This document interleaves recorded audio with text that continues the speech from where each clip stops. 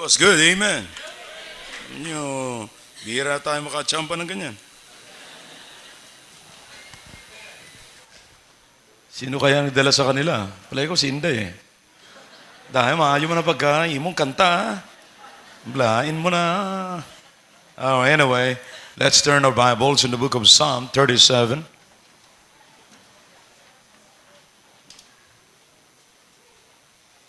Psalm 37.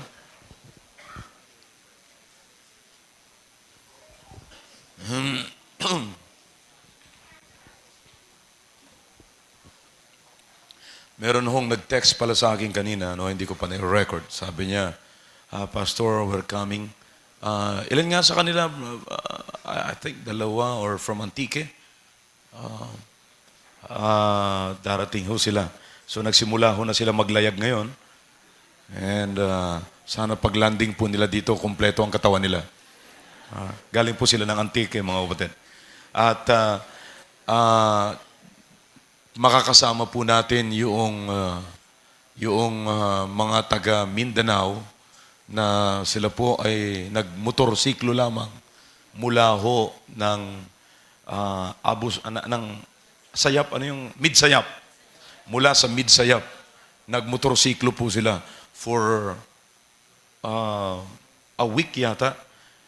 At 4 days. 4 days. 4 days sila nagmotorsiklo. Nakarating naman ho sila ng San Pedro. Nasa San Pedro na ho ngayon. You know? Could you imagine? Mid-Sayap. Saan part yung ng Mindanao? Cotabato. Yeah. At nag-special number ho siya nung Monday. Sabi ko nga, pwede bang kantahin mo yung Cotabato?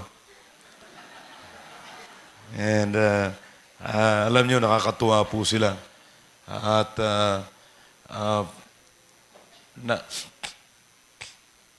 nauunawaan ko po yung mga Amerikano pagka hindi po sila nakakaintindi ng Tagalog. Nung nagbisaya na yung taga Mid-Sayap, parehas na kami ng kalagayan ng Amerikano. Parehas na po kami walang naiintindihan. Sabi ko ngayon, nauunawaan ko na kung anong pakiramdam ng Amerikano. You see? Pero dito po sa amin, sa Makati, iba talaga ang salita namin, ha? Oh. Kaya, ganito talaga ang salita mo sa amin, sa Makati. All right. Psalm 37.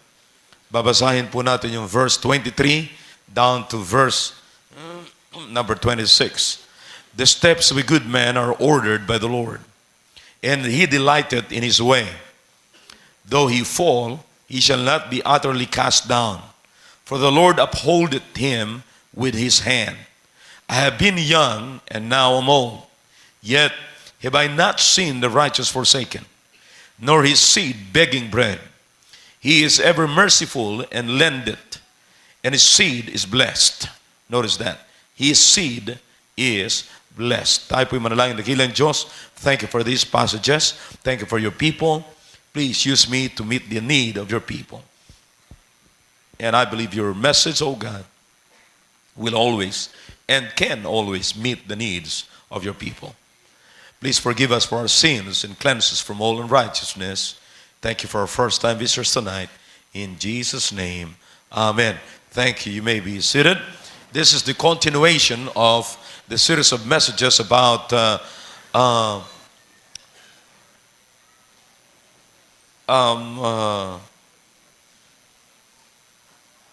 starting your year and starting your year accomplishing your goal for this year, 2008. This is a help, mga kapatid. Or the points that I'm going to give you are helps to accomplish goals for the year 2008. Now, sinabi ko po, because hindi na ako magtatagal sa pag-review, I hope maliwanag po yun sa inyo last Wednesday. Sinabi ko po last Wednesday na if you want to accomplish your goal for the year 2008, you've got to have a what? Character. Yeah. You've got to step up to character. You've got to get some character. And the character is what? Consistently doing what? What is right. Okay? Now, kaya kinakailangan, sometimes dumadating sa atin yung panghihina, dumadating sa atin yung discouragement, dumadating sa atin yung mga problem in making a decision. But you know what? Yung lahat ng buhay ho natin, mga kapatid, ay nagiging bunga po yan ng ating mga decisions. You see, if you can still remember my message about the difference between Samson and Moses, you know, and Moses' decision was according or based on what God valued. Okay? Kung ano yung pinapahalaga ng Diyos, doon nakabatay yung decision ni Moses. Now, ang decision naman ho ni Samson ay kung saan siya masaya. Which is, halos lahat ng tao po ngayon, dyan ho nakabatay. Kaya, bakit ka nandiyan dyan? Kasi dito ako masaya. Wala tayong magagawa. You see? Now, hindi ho dapat ganun. Most of the problems, mga kapatid, ng isang tao, yung kanyang pagbagsak lahat, ay bunga ho ng kanyang poor decision. You see? Bunga ng kanyang poor decision. Bakit merong bata doon? Naglalaro siya. Okay. Alright. So, hayaan mo makinig, ha? Ayoko naglalaro kahit may sakit. Okay. Now, so again, ang lahat ng problema ho natin ay bunga ng poor decision natin sa buhay. Now you see, ito pong ginagawa ko po sa inyo ngayon. Itong binabanggit ko po sa inyo, mga kapatid. Ito po yung pamamaraan kung paano ma-accomplish yung ating goal sa buhay. And you know what? If you want to accomplish, if your desire is to accomplish your goal in life, this year 2008, you will never make a poor decision. Did you get that?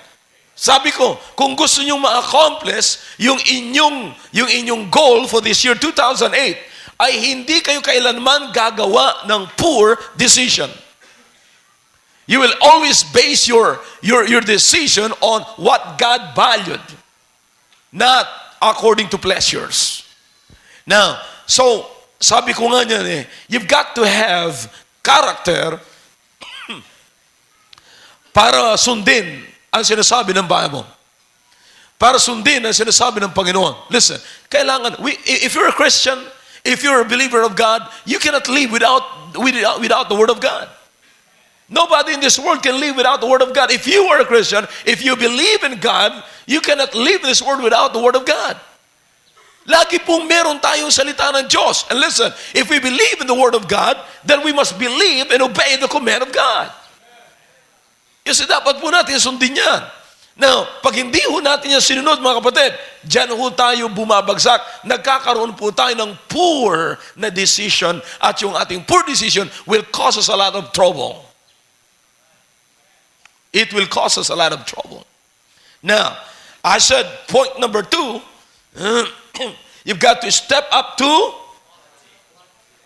quality. Not quantity, but quality. You see? Anong pinag-uusapan po doon? I mean, if it is important, brethren, na sinasabi ng Biblia sa buhay po natin, then we must step up to it. Don't you ever step out to quality and proceed to quantity or majority. You know, sometimes, sinasabi po natin, dito tayo kasi marami tayong kakampi. Hindi po kung majority ay quality. Hindi po kung malaki ang quantity, ay quality na po yan. Iba ho yung quantity at saka quality. You see? You understand that? All right, let's proceed to point number 3. Nawala ho tayo niyan nung Wednesday. All right? Step up, not only step up to quality, but you've got to step up to integrity. Integrity. Now, what is integrity, by the way? Integrity is unbroken state of anything. Unbroken state of anything. It might be your moral. You see? Now, yung atin pong dangal, yung atin pong reputation, you see, or whatever, decisions, or anuman ho yung ating binavalue mga kapatid sa buhay natin. But the truth is, integrity has something to do with honor. You see? Now, it must be an unbroken state of your moral values, unbroken state of your honor sa iyong buhay. That is what we call integrity. You see, you've got to step up to integrity. Now, ibig sabihin, pag sinabi ko po sa inyong step up to integrity, mananatili ng iyong moral is unbroken. You will never choose to break your moral. You will never choose to mabahiran ng karumihan ang iyong dangal, ang iyong reputation. You will always take care of your reputation. You see, now remember that. Kapag gusto mong ma-accomplish yung goal mo, alright, pagka naapektuhan huyan yung inyong integrity, kapatid, mahihirapan ka nang abutin yung iyong goal. Bakit? Meron ka nang sinasaalang-alang na reputation at magkakaroon ka ngayon ng fear na sabihin mo, well, hindi na ako pwede maging preacher. Bakit? Hindi na maniniwala sa akin ng tao. Hindi na ako pwedeng bumalik sa choir. Bakit? Pagka kumanta ako sa choir, alam kong lahat ng mga mata nakatingin sa akin at nagtatanong, bakit ka nasa choir? Hindi na ako pwedeng mag-soul winning. Bakit? Sapagkat pag nag-soul winning ako, kukwestiyonin ako ng mga tao. Bakit? Meron akong dumi, meron ng broken, na break na ho yung ating integrity or yung estado ng ating pong dangal. Naunawaan niyo po yun? That's why you've got to step up to integrity. You always think of your integrity. Lagi niyo pong i-consider, lagi po natin i-consider yung ating integrity. Ayokong masira ang reputation ko sa Kanya. Ayokong masira ang reputation ko sa Diyos. Are you with me? Any unbroken or any broken state, it might be, sabi ko nga po sa inyo, your moral values, yung inyong kalagayan, yung iyong reputation, pagka yun ay naapektuhan ng mga kapatid, sasabihin na natin, well, hindi na ako natutuwa sa ginagawa kong ito. Bagamat ang ginagawa mo ay mabuti. I mean, while you are soul winning, mabuti ang ginagawa mo. While you are reading your Bibles, at habang naglalakad ka dyan, daladala mo ang iyong Bible, alam mo maayos ang kasuotan mo, pero alam mo, there is something within you that is affected and broken. Alam mo, na nagbabother yan sa'yo. And that might be the reason kung bakit iniisip mong mag-back out ka. Mag-quit ka. At sinasabi natin, man, I cannot make it this year. Boy, kapag ka ang tao po at ang isang Kristiyano nagsabi ng, I cannot make it this year. You know what do you mean? Aatras ka na at ayaw mo na magpatuloy sa Panginoon. Ayaw mo na magpatuloy sa Panginoon. You know what? Because hindi na po natin naingatan yung ating pong integrity. Meron nang napisa, meron nang nabasag na estado dyan na iniingatan na dapat nating ingatan. Boy, I hope you're with me. Every time mga kapatid, nagpipreach po ako ng ganito, I hope ang bawat isa sa atin nag-iisip sapagkat may mga bagay na hindi ako nababanggit pero alam mo yung sinasabi ko. Amen? And as you think at iniisip mo yung aking pinipreach, naiisip mo there's something within you that is already broken. But I don't care if it's broken or what. Tonight, you can step up if you want to accomplish your goal for the year 2008. You step up to integrity. Step up to integrity. I don't care kung ano sasabihin ng tao. I don't care. I have a reason to live. I have a reason to keep on going. Brethren, there is always a reason to keep on going, but there's no reason to quit. Wala akong karason-rason para mag-quit ang isang tao, para mag-quit ang isang tao may ginagawa para sa Panginoon. Wala ho kayong katibayan na pwedeng ipakita sa akin o kanino man na pwede nyo sabihin, ito ang aking rason, ito ang aking mga points kung bakit aalis ako sa gawain ng Panginoon. Kung bakit aalis ako sa ministry na aking ginagawa. Ito ang mga rason. No, those are not reasons, brethren. There are reasons from the Bible that are telling us to keep on going and not to keep backward. Not to move backward. So, the Bible says, we've got to step up to integrity. Number 4. Number 4, step up to authenticity. Authenticity. What is that, brother? When we talk about authenticity, we're talking about seal. We're talking about approval. We're talking about genuineness. Yan ho ang ibig sabihin ng authenticity. Pag sinabi po natin, all right, let's step up to God's approval. Kapatid, look, ang pinag-uusapan po natin ngayon is accomplishing our goals for 2008. Are you still with me? Amen. Paano po natin ma-accomplish? All right, you step up to authenticity. You step up to God's approval. Siguraduhin natin na laging ang ating ginagawa, mga kapatid, ay may approval ang Diyos. Let me ask you a question. If you're quitting, do you think God will approve it? Come on now. Now listen, if you're not doing anything for God this year, 2008, do you think God will approve it? Palagay nyo, aaprubahan kaya kayo ng Panginoon at sisilyuhan kayo ng Panginoon nang sasabihin sa iyo ng Panginoon, this is my beloved Son, habang nakaupo kayo at wala kayong ginagawa. Sabi ko nga po sa inyo, mga kapatid, ito yung maalab na taon natin. After the anniversary, patatanggal ko na ho ito at papaltan ko ho yan dyan ng isang maalab na paglilingkod sa taong 2008. Kayong mga dati lagi na lamang nagrarason na nanlalamig ako, your days are over. Tapos na ang araw ninyo. Ito yung maalab na maghanap na kayo ng mainit na upuan. Ito yung maalab na panahon na sabihin po natin, all right, it is if God approves it, then I've got to keep on doing it. Kung ito'y inaprobahan ng Panginoon, gagawin ko ito. Kung ako'y inaprobahan ng Panginoon para sa lugar na ito, at gagawin ko ito, gagawin ko ito. Kung ako'y inaprobahan ng Panginoon sa gawain ito, sa pagbasa ng ganito, sa pag-soul winning, then gagawin ko ito. Step up to authenticity. Huwag na ho tayo, mga kapatid, gumawa ng isang bagay sapagkat ito'y ayon lamang sa ating kaalwanan. Huwag tayong pupunta sa simbahan, kapatid, sapagkat maalwan yung panahon natin. Huwag tayong magbibigay sapagkat maalwan ngayon pinaalwanan tayo ng Panginoon sa pera. Kapatid, ang sabi ni Paul, in season or out of season, do God's business.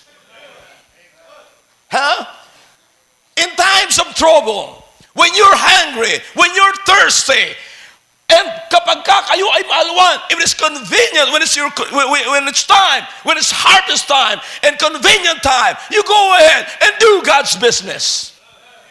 Why? Because God always approve it. Inaaprubahan niya ng Panginoon. At kung may approval ho ang Panginoon, huwag na ho natin patagalin. Ang hindi ko maunawaan, mga kapatid, na lagi po ako nagtataka na palagi, na kung alin yung inaprubahan ng Panginoon, lagi pa ho nating sinasabi, ipagpipray ko. Do you understand, mga kapatid, na ang pagpunta sa church ay matagal nang inaprubahan ng Panginoon? In fact, the Bible says, forsake not the assembling of ourselves as the manner of some is, but exhorting one another. It means may approval na ho ang Panginoon dyan. Ang tanong ko, bakit ka nagsusumiksik pa na magsabing, let me pray kung kalooban ng Diyos? Boy, you don't like my preaching tonight, don't you? Kung may approval na ho ang Diyos dyan, you step up to it. Bakit kaya, mga kapatid, ang pinagpipilitan pa natin, yung wala pang approval ang Diyos? Ang gusto pa nating gawin, yung mga wala pang approval ng Diyos. Ang daming mga napakasimpleng bagay na gagawin ho natin, na approve na ng Diyos, pero hindi natin ginagawa.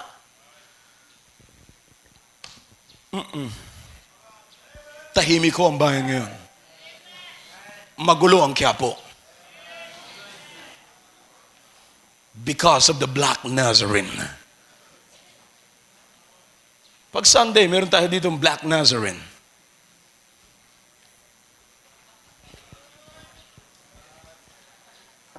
Alam nyo, nagtataka ho ako eh. Meron pang kumakalat ngayon na text eh. Sabi niya, I'm sorry to bother you. Pero yung kaibigan ko kasi, wala siyang matirhan, wala siyang mapuntahang bahay. Pwede bang patirahin mo muna dyan? Alam mo kung sinong ini-endorse niya? Yung Santo Niño. Sabi ko, you better believe God and be saved. For more information, call 845-3577.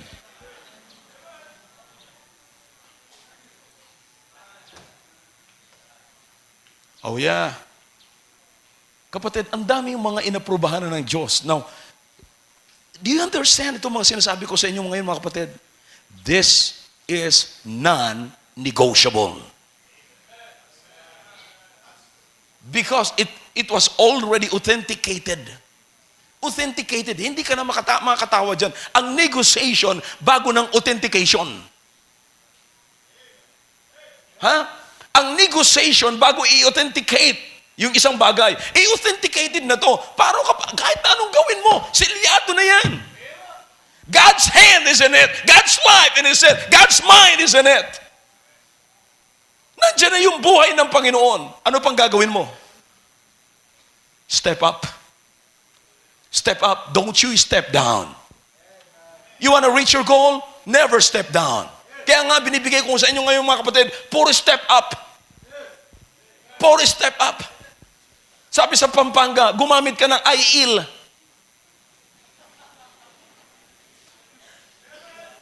Gaano kataas? Mga 2 inches. Ano nga yun? IEL, 2 inches.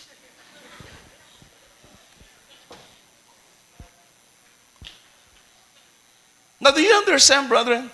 Ang dami na hong inaprubahan ng Diyos. Let's step up to it. You understand what I'm saying? Kaya sabi ko nga sa inyo, mga kapatid, tama ho yung testimony na pinauulit-ulit po natin ditong sinabi ni Noel. It was soul-winning business na naging dahilan ng ating blessing. At kaya nga ho, hanggang ngayon, ito pa rin yung isinasaksak ko sa isipan ng mga full-time staff, ng Sunday school teachers, ng choir members, ng ushers, at lahat ng mga full-time staff. Yan lagi sinasabi ko, soul winning, soul winning, soul winning, prayer, prayer, prayer, and Bible reading, Bible reading. Magkaroon ka ng hungering and thirsting for the Word of God. Why? These are all approved in the sight of God. God's hand is in it. Alam mo, ito ho ang palagi naming ginagawa noong araw. Soul winning, prayer, Bible reading, and fellowship. Love one another. Noong araw, you can feel the sweetness, brethren. Pero nung dumating na yung mga may bitterness sa puso, niyurakan ninyo ang standard ng church nito. Kaya kayong mga tamad na mga staff, you better consider this. You are watering down the standard of this church.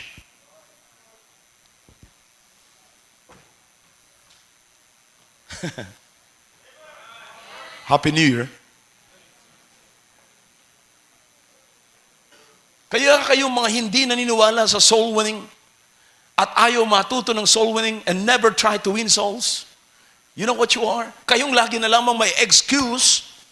Hindi bali nang parang isakay na lamang kayo sa ambulansya, at least may excuse lamang sa gawain ng Panginoon.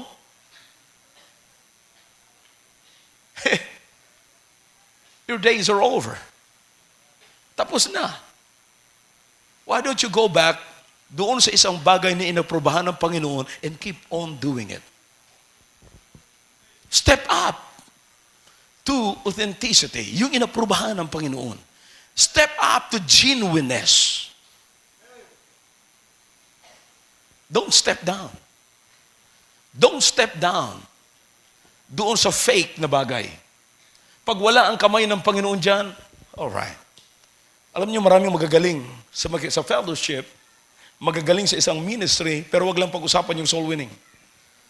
Aktibo yan sa lahat ng ibang mga gawain, pero pagkadating na soul winning, patay na. Amen! Paano ho tayo at paano natin mararating yung ating goal? Of course, ang goal natin, wala akong mag-goal sa atin ngayon na bumagsak kayo. Sana ang goal ko ngayon, yung manghina ako ngayon 2008. Alam mo, ang goal ko ngayon, I'm praying na unti-unti akong mawala sa church. Yung hindi nila mahalata na wala na ako sa church. You know what? You don't need to step up, you need to step down. And you will naturally die.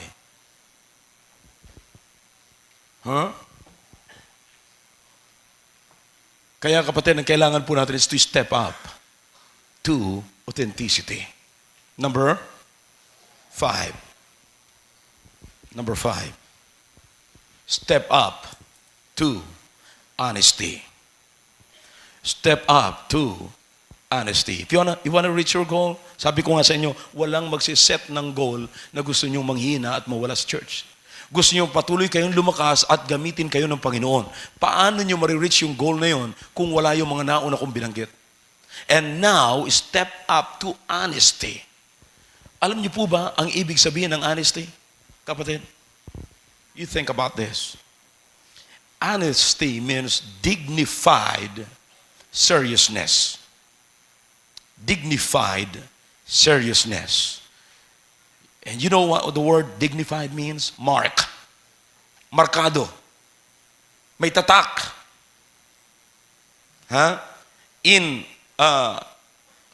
And seriousness means, it has gravity. It means grave in manner. Yan ang ibig sabihin ng seriousness. Talagang sincero ka. May gravity, grabe ang bigat, grabe ang dating. Sa wikang banyaga o kolokyal, may dating. Mabigat ang dating. Yung iba sa inyo, may dating pero masagwa. Ito pagka sinabing seriousness is grave in manner. Kaya pag tinawag mo ho yun, dignified seriousness, it means mark, grave in manner. Mabigat. Kaya nga ho, pag tinawag natin yung honesty, you step up to honesty, markado ka sa isang bagay na kahit may mga pagkakataon na parang gusto mo magsinungaling, gusto mo gumawa ng dahilan, pero hindi. Alam mo na ilalagay mo yung sarili mo dyan because you're honest. You cannot lie to yourself. You cannot cheat yourself. I think the worst thing that a man can do is to cheat himself. Lukuhin mo yung sarili mo. Dayain mo yung sarili mo. Alam mo kung ano nagbabother sa'yo? Your conscience. Kapag kaho konsensya na naging kalaban natin, matindi na ho yan. Hindi ka na makakatulog niyan. Dala-dala mo Kanina hong umaga. Nangyayari po ito pag nagra-rush ako Pero kanina umaga, maliligo ko, And kami ho ay tabo-tabo pa rin, of course. Yung iba sa inyo, lalong-lalo na kayo mga nakatira dito sa church, shower kayo. Pero sa bahay ho, tabo-tabo lang kami. Yeah. Alang-alang sa mga nagsashower dito po. Alright? And wala ho kaming heater na yung tinitimpla na pag bugang ganun is mainit na tubig na. No, nagkakaroon lamang ho kami ng hot water during summer. Hindi nyo nintindihan yun, mga kapatid. Alright? Mainit kasi ang tubig pag summer, kaya nagkakaroon kami ng hot water pag summer. I'm sorry, nagpapakalalim-lalim yata ako. Anyway, forget it. So ang ginawa ko, bumili ho ako nung nilulubog sa tubig, nilulubog sa balde na water heater. ang tubig namin ho sa bahay galing sa deep well. Pagka yung nilagay mo dyan, nagpuproduce po siya ng parang kalawang. At yung kalawang na yun bumabagsak doon sa ilalim ng tubig. So kaya yung balde ho, yung ilalim ng balde, may mga kalawang po yun. So ang ginawa ko ho, naglagay ako rito sa isa, pinainit ko rin yung isang balde. So mainit na, okay na, pinagtimpla-timpla ko, wow, gwapo na. Hot water, warm water. Tapos maya-maya, pagkatapos ho, tapos na ako. Siguro nararamdaman ni Lerma, walang tumutunog na tubig. Sabi niya, maliligo rin ako ng maaga kasi mamamalansya ako. It was like 7 o'clock in the morning. Sabi niya, lagay mo nga ng tubig dyan! Hindi, I'm sorry. Ganito pala sabi. Lagyan mo nga ng tubig dyan. Sorry, ako pala yung minsan nagsasalita ng gano'n. Anyway, sabi ko, okay. Tinignan ko, nagsahod po ako, hindi ko tinanggal yung kalawang. So may kalawang pa, sabi ko, buti nga sa'yo. Sige, maligo ka na, may kalawang dyan. Palis na ako. But you know what? Habang lumalabas ako doon sa paliguan namin, sabi ko, bakit ko gagawin ito? Pagka nagkaroon ng mga kalawang to sa katawan, ako rin magpapahospital. Bumalik ko ako, nilinis ko ng mabuti yung balde. Talagang nalinis ko ng walang kalawang. Tapos, ayan, malinis na malinis. For conscience sake. Sometimes, brethren, most of the time, no? Kaya nga, ang sabi ho sa aklat ng Romans,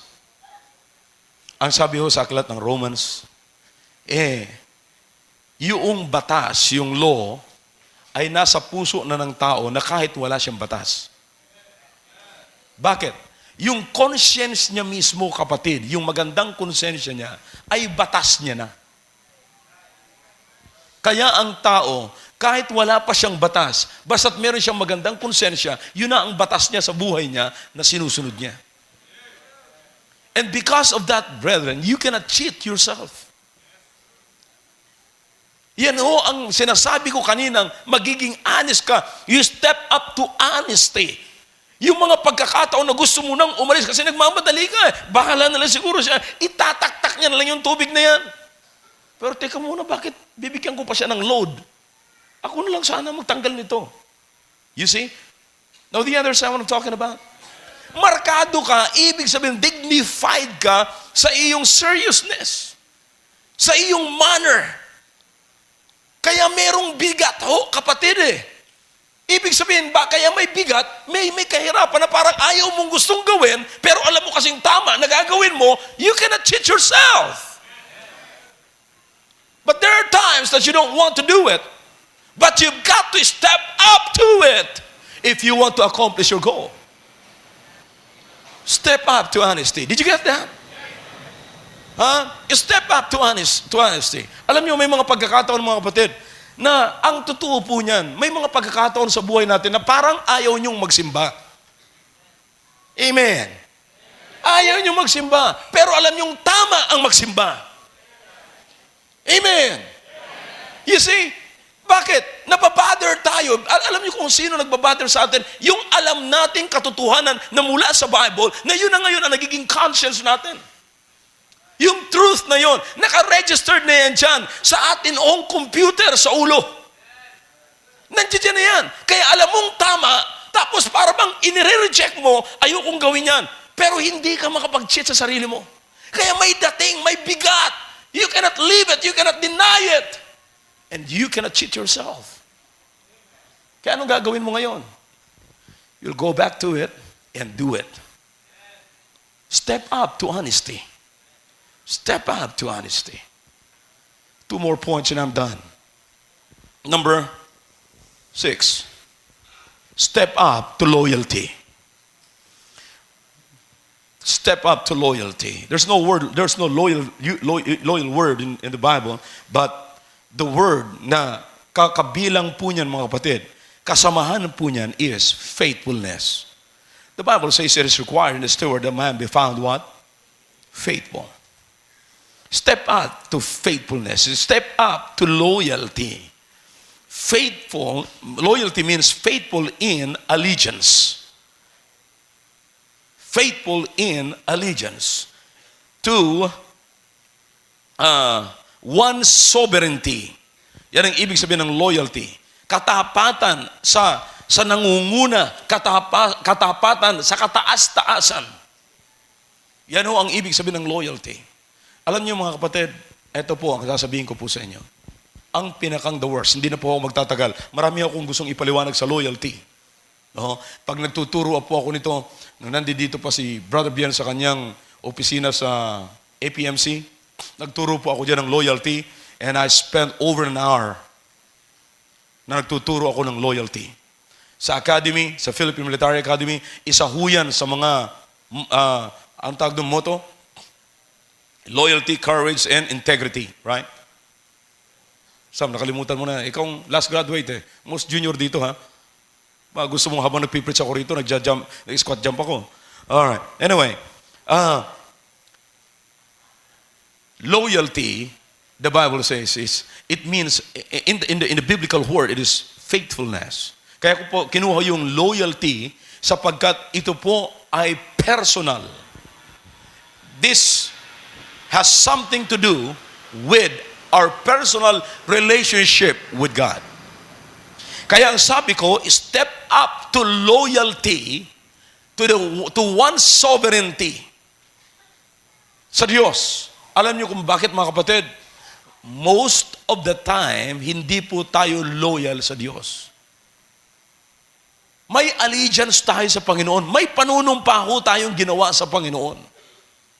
Ako po ay tinatanggap ko na ako ay isang makasalanan at nagsisisi po ako ng aking kasalanan at tinatanggap po kita, Panginoong Jesus, bilang tagapagligtas ng aking buhay at Panginoon ng aking buhay. Nanumpa ka sa Kanya. Pero ilang beses mong tinalikuran ng Panginoon, kapatid? Now, huwag kang magtaka. At huwag mo nang i-deny. Nauna na yung honesty. Ngayon, i-deny mo na kaagad na tinalikuran mo ang Diyos. Come on, let's be honest. Huwag kang magsinungaling sa harapan ngayon ng Diyos. At huwag mong dayain ang iyong sarili. Kapatid, nais kong sabihin sa iyo na hindi lamang ikaw ang recorded sa langit ngayon na tumalikod sa Diyos. Even in the book of Romans, you try to read the book of Romans, na mayroong mga nagsabi po rito na nung nalaman po nila na ang totoong Diyos at nakilala nila, pero hindi nila sinambang totoong Diyos, kundi ipinagpalit nila sa mga hayop at four-footed beasts sa ibabaw ng lupang ito. Hindi lamang ikaw. Ang dami. But you know what? We've got to keep a good record in heaven. Amen? Now, if you want to accomplish things for God or your goal this year, 2008, consider this. Step up to loyalty. Muli mong buhayin yung panunumpa mo sa Panginoon. Ano bang commitment na ibinigay mo sa Panginoon? Ano bang commitment mo sa Panginoon? Panginoon, mabuti pa yung panunumpa sa watawat ng Pilipinas, sinasabi mong ako'y magtatapat. Nanumpa ka sa watawat ng Kristiyano, ako'y magtatapat sa Diyos. Sinabi mo bang ako'y magtatapat?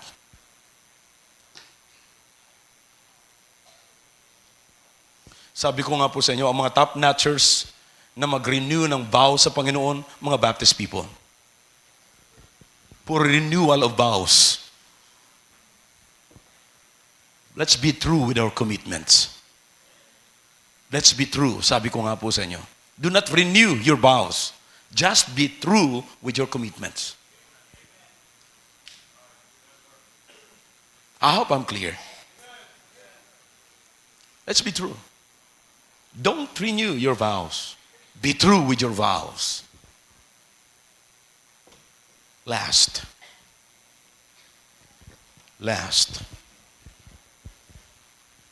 Number 7.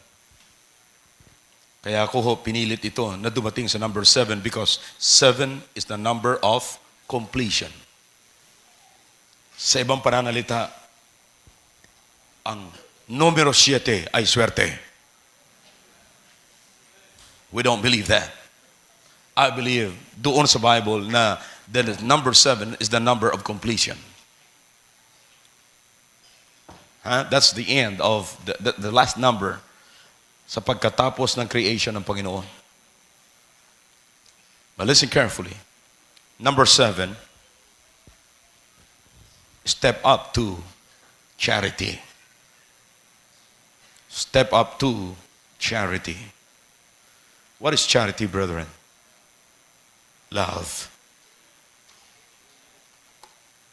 Alam niyo ba, ang hindi lamang ho mawawala sa buhay natin, lahat ho ng nararanasan po nating pagmamahal ngayon, yan ho'y partial lamang. Makinig ha. Lahat po yan ay partial lamang. Lahat po yan ay katiting lamang. Katiting. Bahagi lamang po yan. Yan ho'y makukumpleto pag nakita na natin ng mukhaan ng Panginoon. Pero lahat ng ginagawa po natin dito mga kapatid, na pagmamahal, ini-express natin sa ating asawa, mga anak, mga kaibigan, para siya lamang ho yan. Kaya nga ho, minsan, nang pakiramdam natin, nawawala.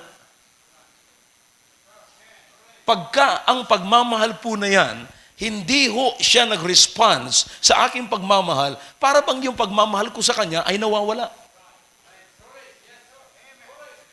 Pero ang totoo po niyan, ang isang bagay, lahat ng bunga ng Espiritu na mananatili sa atin is love. Hindi po yan mawawala. At lalong makukumpleto po yan pag nakita natin ang mukha ng Panginoon. Now, if that would be the case, brethren, therefore, kung yan ang matitira sa atin, let's keep on practicing it. Let's keep on doing it. Let's keep on loving others. Express natin ho yan sa mga tao.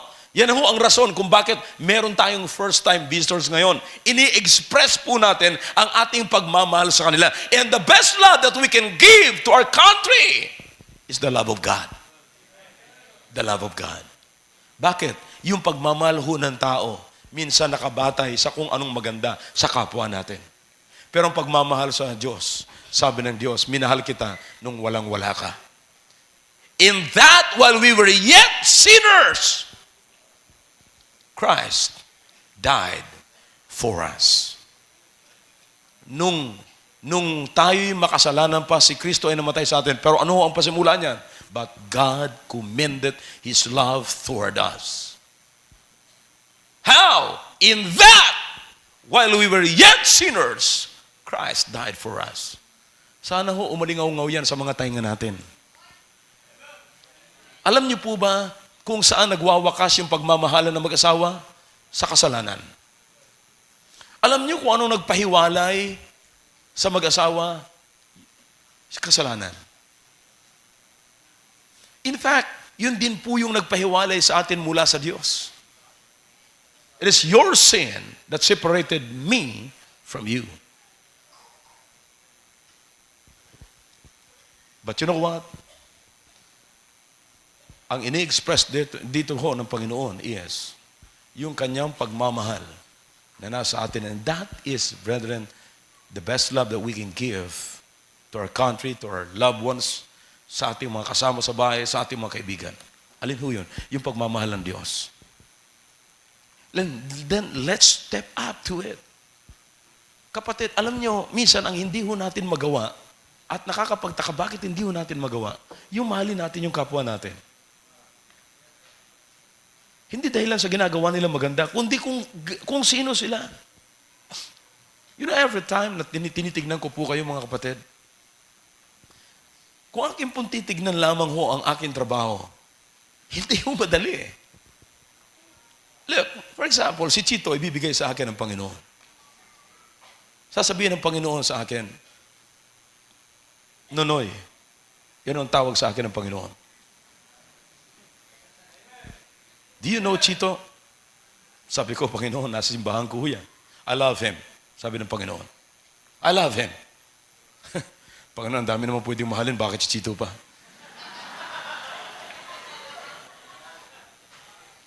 Sabi ng Panginoon, kung ikaw, pero ako, mahal ko si Chito. At walang sino mang makakatanggal sa akin o kay Chito sa aking pagmamahal. Gutom? Hindi. Maging si Satanas ay hindi kayang tanggalin ang pagmamahal ko para kay Chito. And now, sabi ng Panginoon, kilala mo pala siya.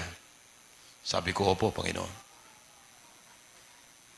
Pinagkakatiwala ko sa Kanya at isang bilin lamang ang gusto kong ipaabot sa iyo. Panginoon, ano po yun? Mahalin mo siya. Panginoon, siguro si Bernard, si Jonard, may pag-asa pa, pero si Tito. Ewan ko, Panginoon, kung magagawa ko to. Pero alam mo sabi ng Panginoon, John chapter 15, tinawag kita at ako hindi mo tinawag. Ako ang tumawag sa iyo. And it was a holy calling.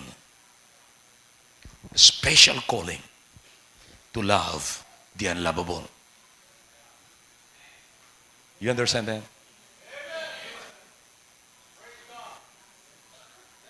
Ano mo mahirap sa atin, mga kapatid? Yung mag-pass out ng tracts because we don't care. Napakahirap sa atin, mga kapatid, na mag-pass out ng tracts at napakahirap sa ating magbukas ng Biblia at sabihin sa mga tao ang tungkol sa salita ng Diyos because we don't care. We don't love them. Pero sabi ng Panginoon, I love them. Para po sa mga bisita po namin ngayon, sino man po kayo, mayaman, mahirap, may pinag-aralan o wala, ano man kalagayan nyo ngayon, mahal kayo ng Diyos. At ang trabaho po namin ngayon ay mahalin ang mga minamahal ng Diyos. Kaya po ipinapahayag namin sa inyo ang salita ng Diyos. You know Chito? Yes, I know him. I love him. Sabi ng Panginoon. Well, what? Love him. You remember nung kinausap ng Panginoon si Peter? Ang sabi ng Panginoon kay Peter, Peter, lovest thou me? Panginoon, thou knowest, I love you. I love you, Lord. Peter, lovest thou me? Panginoon naman, matagal-tagal na tayo nagsama, Panginoon. At kilala mo na si Pedro. Oh, Peter, lovest thou me? Panginoon, kahit na hanggang kamatayan, hanggang bilangguan, magkasama tayo. All right, if you love me, feed my flock. Mahalin mo ang aking minamahal. Sagot pa nga ngayon, Pedro. Sagot pa nga. Wala na. Because that is the hardest thing to do in our life. Mahirap. But you know what? We've got to step up to charity if you want to accomplish things. And your goal for God is your 2008. Why don't you try to practice loving others? Huh? Alam niyo ba, mga kapatid, habang tinitignan ko lamang yung mga tao na, minsan tinatawanan natin yung tao dahil lang sa forma.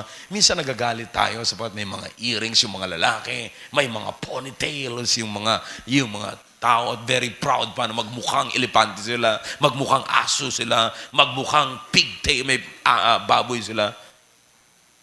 Very proud sila. It's because, alam niyo kung bakit, mga kapatid? Meron silang hindi alam na alam natin. Alam natin yung prinsipyo na tinuturo ng Biblia, yung tinatawag na decency, at hindi nila alam yan. Ang alam nilang decency ay yung tinuturo ng sanglibutan at hindi ng Biblia.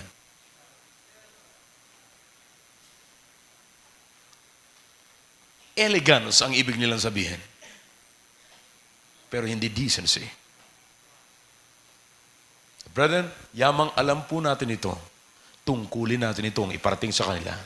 Pero may ipaparating lamang natin sa kanila ito kung tayo po'y magsasacrifice. Of course, you will give your time, you will give your money, you will give your life for it.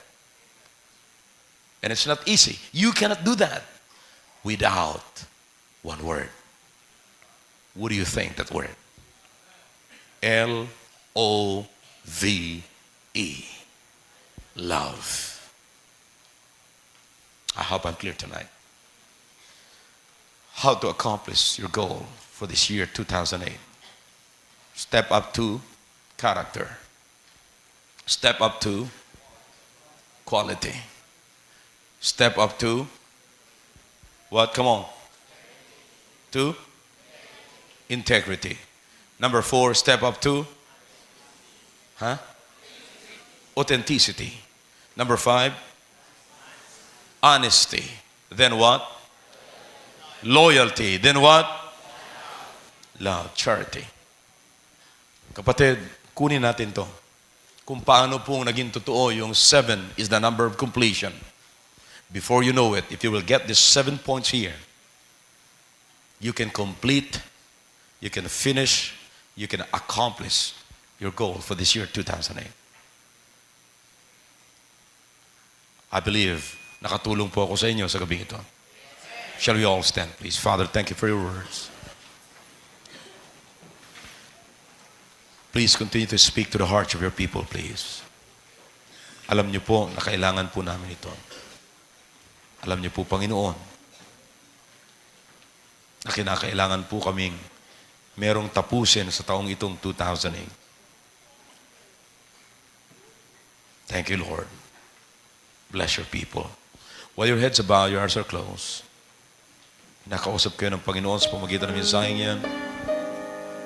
I want you to step out of your seat and come forward, kneel down and talk to God tonight. Let's do it.